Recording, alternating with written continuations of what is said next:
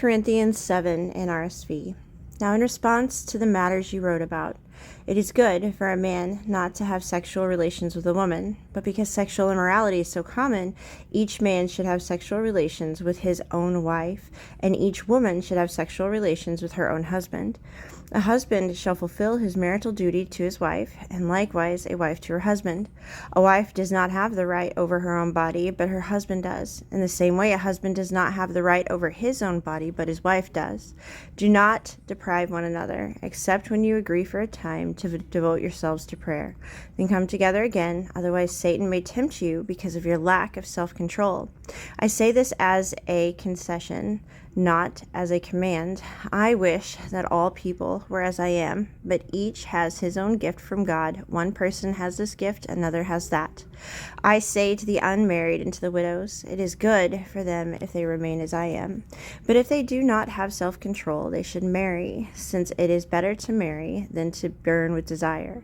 To the married I give this command, not I, but the Lord. A wife is not to leave her husband, but if she does leave, she must remain unmarried or be reconciled to her husband. And if a husband is not to divorce his wife, but I, not the Lord, say to the rest, if any brother has an unbelieving wife and she is willing to live with him, he must not divorce her.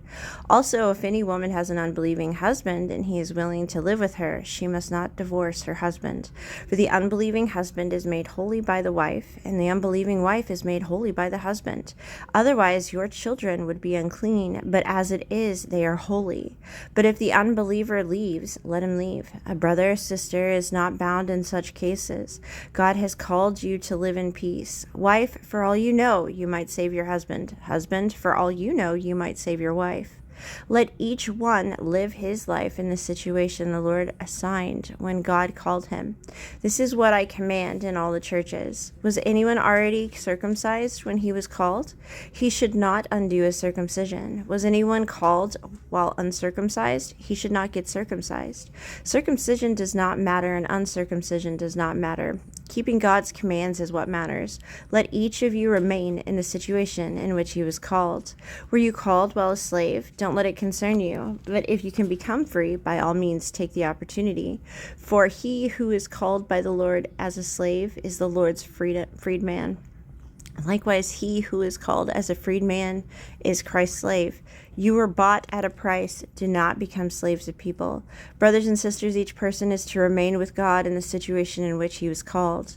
Now about virgins, I have no command from the Lord, but I do give an opinion as one who, by the Lord's mercy, is faithful.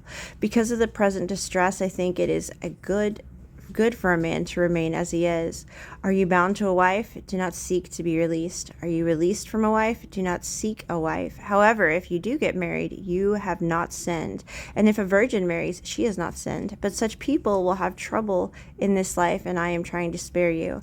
This is what I mean, brothers and sisters. The time is limited. So from now on, those who have wives should be as though they had none, and those who weep as though they did not weep, those who rejoice as though they did not rejoice, those who buy as though they didn't own anything, and those who use the world as though they did not make full use of it. For this world in its current form is passing away. I want you to be without concerns. The unmarried man is concerned about the things of the Lord, how he may please the Lord. But the married man is concerned about the things of the world, how he may please his wife, and his interests are divided.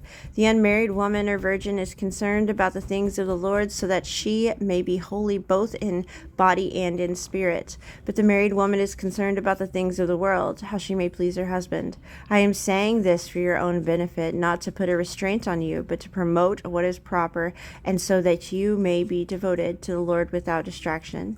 If any man thinks he is acting improperly toward the virgin he is engaged to, if she is getting beyond the usual age for marriage, and he feels he should marry, he can do what he wants. He is not sinning. They can get married. But he who stands firm in his heart, who is under no compulsion, but has control over his own will, and has decided in his heart to keep her as his fiancée, will do well.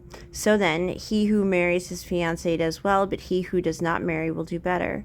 A wife is bound as long as her husband is living, but if her husband dies, she is free to be married to anyone she wants, only in the Lord. But she is happier if she remains as she is, in my opinion. And I think that I also have the Spirit of God.